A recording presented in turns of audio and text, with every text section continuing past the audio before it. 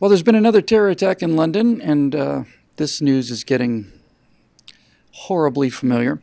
But I think there's something a little bit bigger that I'd like to talk about regarding these kind of things, and that has to do with the armed response of the police in Britain and also the armed response of Americans here to our crime situation in the United States of America. Hi, everybody. I'm Bill Whittle here with Steve Green and Scott Ott.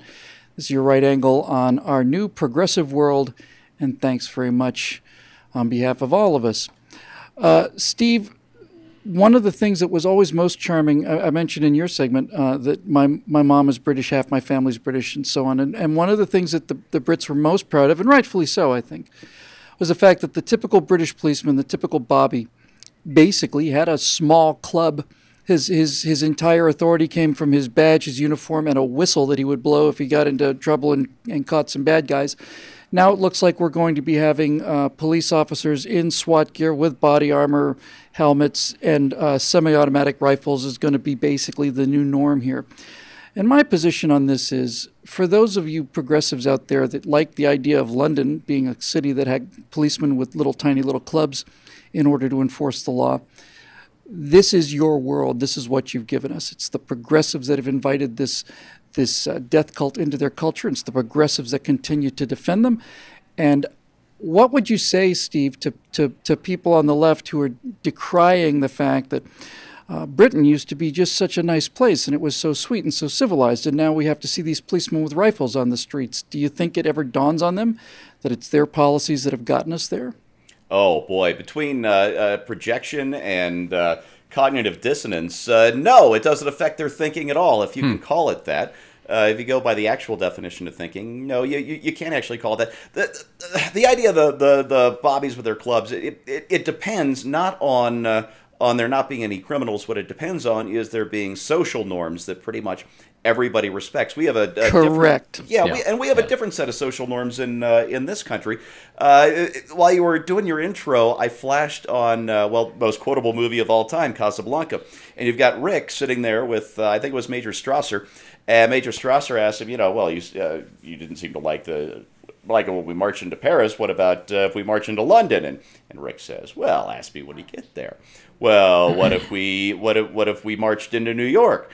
And Rick says, well, Major, there are certain sections of New York I advise you not to try and invade. And, and that's the American social norm, which is, we're armed. We don't take crap from nobody, so come and get us if you think you can. Britain, though, they invited in, whatever you think of their motives, people with a different set of social norms. Now, if you go into Riyadh right now, you don't see these kind of attacks, and you didn't see these kind of attacks before Muslims came into London. And it's because people have different social norms, and when you start making excuses for people who don't share your norms, they start to feel privileged. When they start feeling privileged, they think they can get away with anything up to and including murder. Scotty, it's not just overseas. It's not just the problem with Islam, and it's not just a problem with London or Europe. It's the same exact problem here. You'll hear progressives bemoan the fact that everybody's talking about ammoing up. They're mortified that the number of concealed carry permits is going through the ceiling. They're mortified about things like national reciprocity and all the rest of this stuff.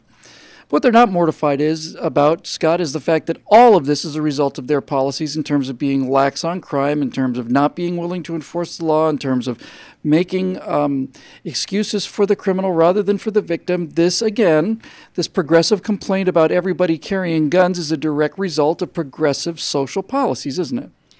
Well, yes. I mean, I think we'd carry guns anyway because guns are cool. But, I think we would do it because we wanted to use them recreationally, not because we thought our lives were in danger and we needed to protect not only ourselves but those around us. I do think it's a direct result of a policy that has basically disrespected the law, the rule of law. It's the entire idea that, we should take into account somebody's upbringing, somebody's background, somebody's, disadvantage before we apply the law. And everything that has gone wrong in any kind of democratic republic like this one is going to get back to that. Do the laws mean anything or not? And I think there's been a contribution from the left, but there's also been a contribution from anybody who's been in a legislative body who has showered us with rule after rule and law upon law. And, until nobody could possibly obey all the laws. That's every day, several times you're breaking the law and you don't even know about it. And so the disrespect of the law not only comes from lawbreakers out here among the citizenry who are doing things that they know is wrong, but it actually comes from the plethora of laws that have been piled up so that law doesn't mean anything anymore. And I think when we get back to the point where we say, there are a few basic concepts in this country that we need to respect. And beyond that, you don't need to have an attorney at your side to understand whether you're doing the right thing or not. And there was a time whether, you could make the argument whether or not this was country founded in Christian principles or not.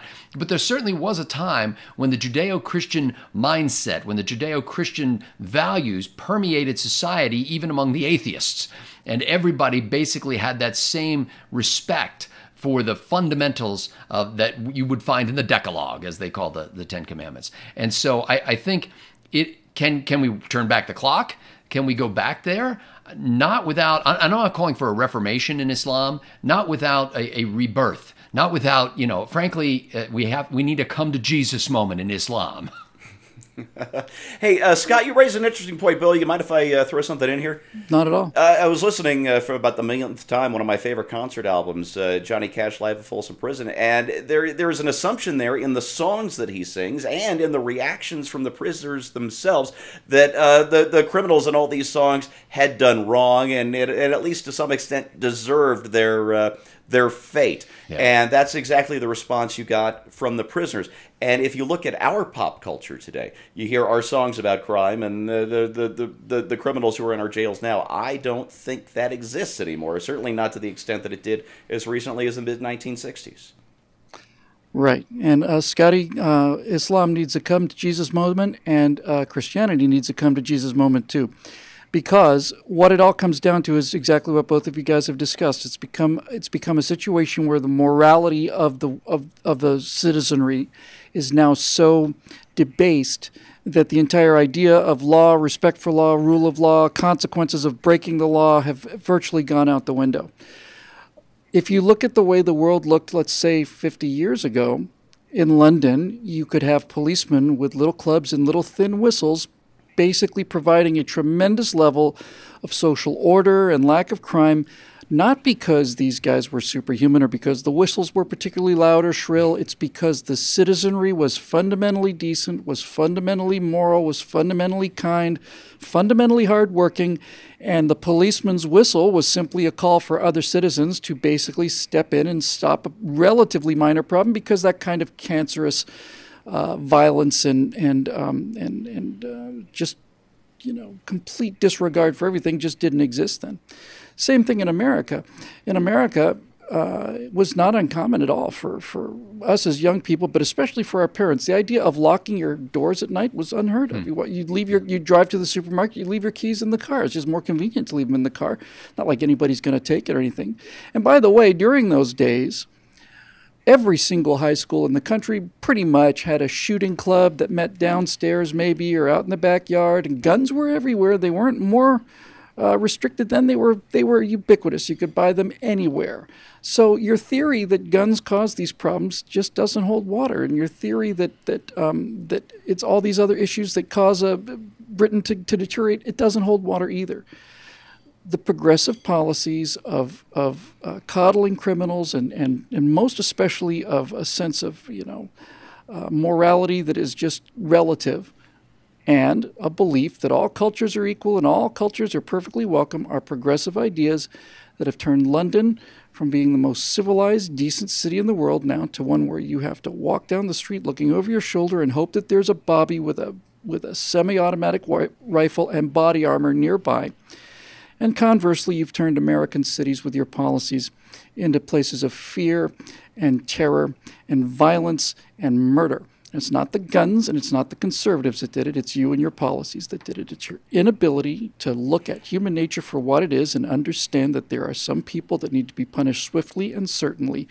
And until that comes back to the society and a fundamental respect for morality and laws bigger than the ones that we can avoid by being clever, I suspect our situation is going to get worse and not better. I suspect Britain's going to become a more dangerous, more violent, more heavily armed place, and I suspect more and more Americans are going to start strapping on six-shooters because the progressive policies of lawlessness are returning us to a time that I thought were well behind us, and I'm sure most of you did as well. That'll do it for this Right Angle, made possible by the members at BillWhittle.com, to whom we're eternally grateful. If you've been a fan of Right Angle, been watching it for years and years, it's brought to you by a small number of people, and if you'd like to become one of them, we'd certainly be very happy and very pleased to have you. So for Steve Green, Scott Ott, and the rest of the team here at BillWhittle.com, I'm Bill, and we will see you next week.